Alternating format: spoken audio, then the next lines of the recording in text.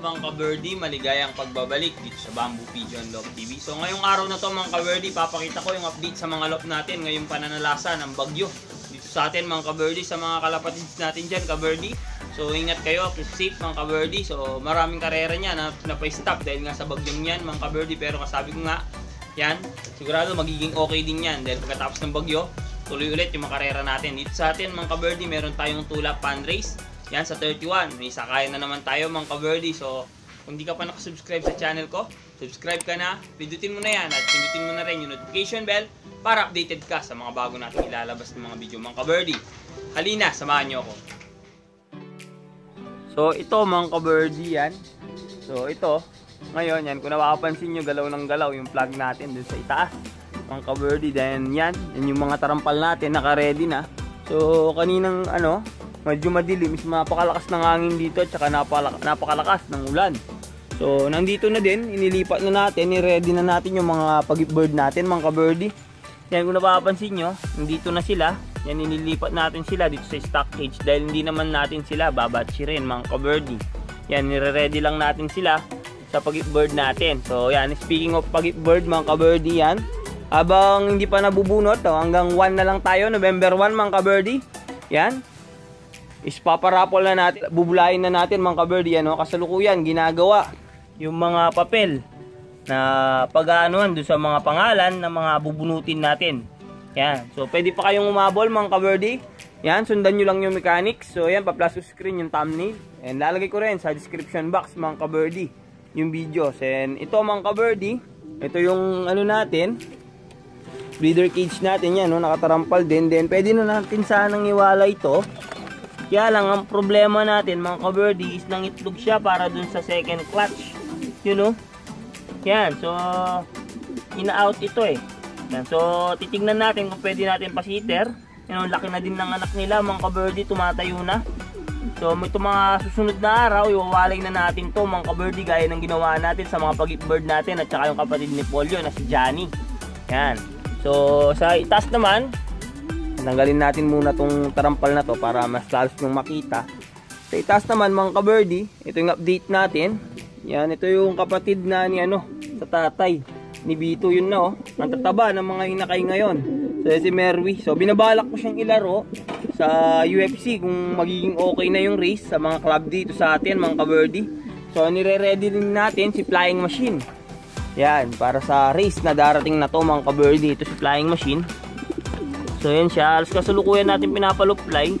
Yan, kada umaga, hapon. Ngayon lang hindi tayo nakapagpaluplay dahil nga sama ng panahon. Yan, may bagyo mga ka-birdie. Yan, then ito, hinahanap pa rin natin yung ipapares natin dito kay John Harden. So abangan nyo mga ka-birdie kung sinong ipapares natin dito kay John Harden. Yan, so insan, abangan mo yan. So yan yung Stitch ako na John Harden na nanggaling sa Pangasinan. So sarado natin muna to, ipitin natin, balik natin yung tarampal. So ayan, so ito mga ka-birdie, sa mga panglaban natin, ito naman yung update.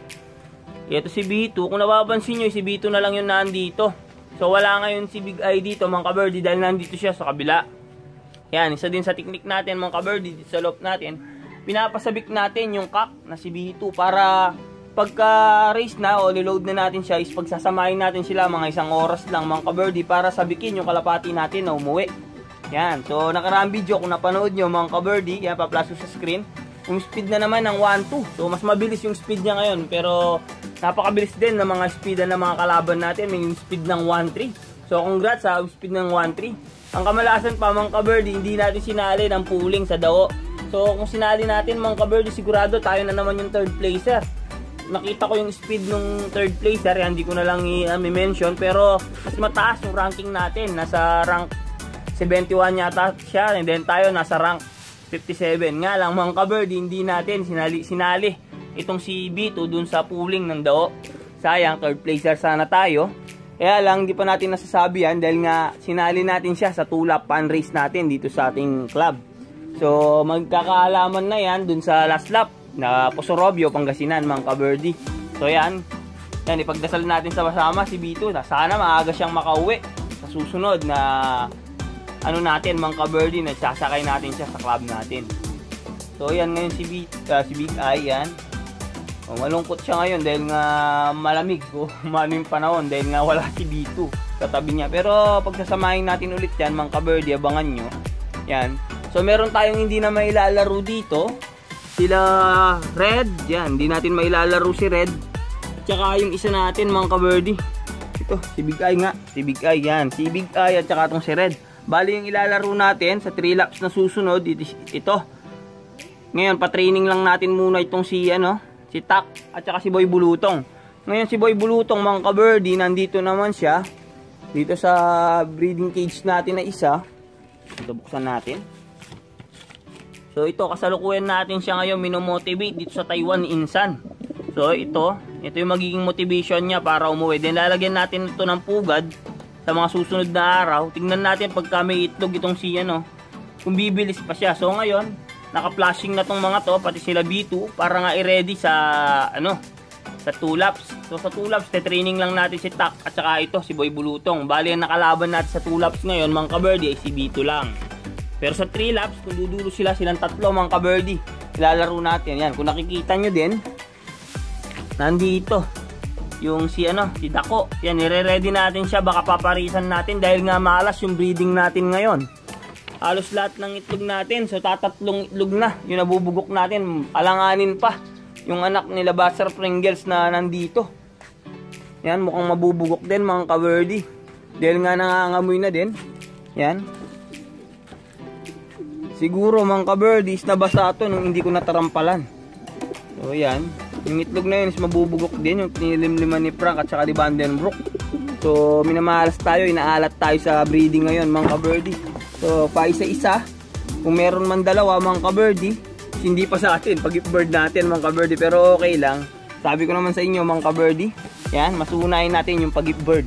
Dahil sa 5,000 subscriber natin ngayon, yan, road to 9,000 na tayo. Ang bilis ng natin mga ka-birdie. So, ay ito, yan, puntahan natin ngayon yung mga natin, second loop natin. Sa second loop natin, nilagay na natin dun yung isa. Yung si Johnny. So nandito na si Johnny ngayon, nilipat na natin. Yan, nung isang araw si Ika siya dahil binuviewing na natin siya. So yan kung nakikita nyo, naka-tape na din siya. Yan lagyan na natin siya ng tape sa backpack dahil nga pinapakawalan na natin sa bubungan. Then yung iba is marunong na mag-trapping. Ito lang, hindi pa marunong mag-trapping, nag-aalanganin pa itong si Johnny. So sa hindi pala nakakalaman, si Johnny pala ito yung anak ng natin, Beckard natin na finisher ng Apari. At saka ng Bastra 551. Yan, na champion line nga natin dito mga ka-birdie. So abangan nyo mga ka-birdie kung anong gagawin na nag-iisang anak. So may second clutch to. Di natin nga lang alam kung mapipisa yung dalawang yon. Pero update ko kayo tungkol doon mga ka-birdie. Yan, kung napapansin nyo din, wala dito yung itim, si M1. So M2 na lang natira. So si M1, yung update ko sa inyo mga ka-birdie, siniram siya muna, gagawing breeder. Yan, so nag-matured na din naman yung B1 na yon, pwede nang gawing breeder. So iniram lang ni Lola para i-breed. Yan, so nagkakalapati siya, kalang hindi nagre-race mga ka-birdie, alaga lang. So papakawalan din yon pagka okay na. So hintayin natin na bumalik dahil nga malayo pa naman yung south natin. Walang problema. So yan, si M2 muna yung dito. So ito si Tambilino. Yan yun naman si Gigi. So ito yung pares nun ni M1 Kung naalala nyo mga ka-birdie, ito yung pares niya, si Speed. Yan, so ito muna ang papalit sa kanya pansamantala, itong si Johnny.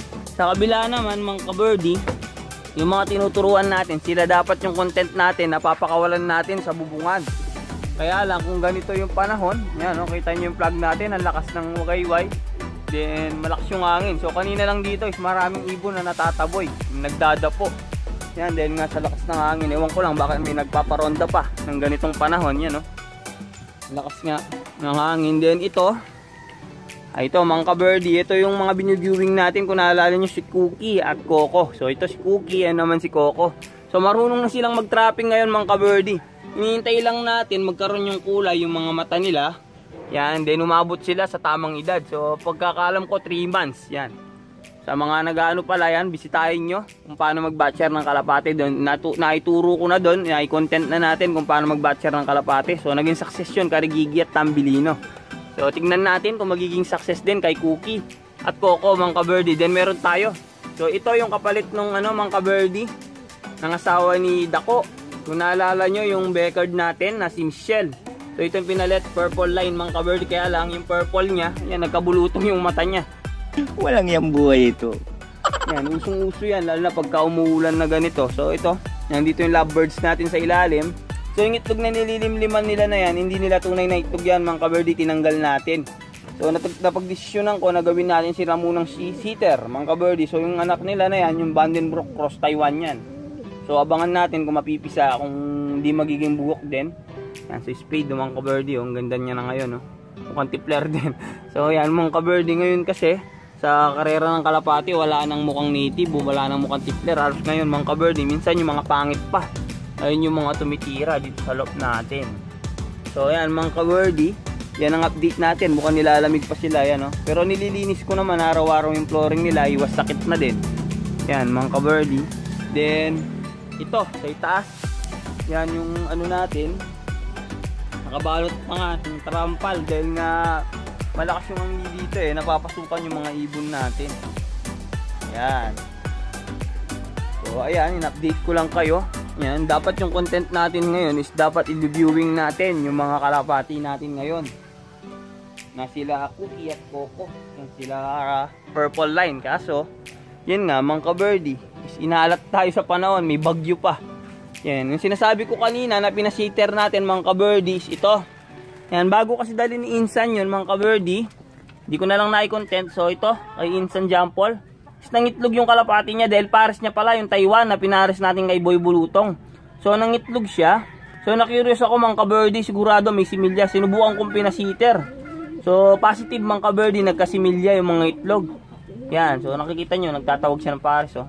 Pero inire-ready natin siya, kinukondisyon natin para ipares sa kalapati natin dito na si Beckard Spot. So yung tatay ni Bito na kasawa ng Merwin natin ngayon.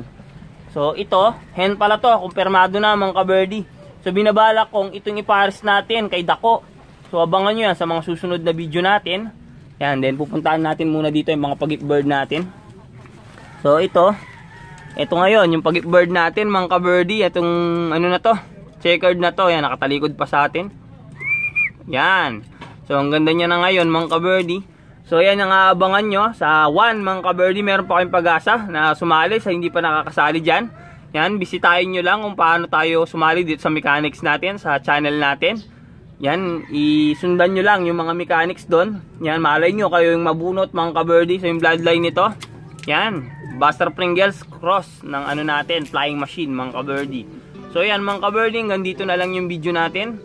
Yan, in-update ko lang kayo tungkol sa panahon dito sa atin. Dapat nga is mag-viewing tayo, kaya lang is yan, pangit yung panahon, hinahalat tayo. So kung nagustuhan yung video natin mga ka-birdie, like nyo na rin yung video natin for today. So yun na, ingat.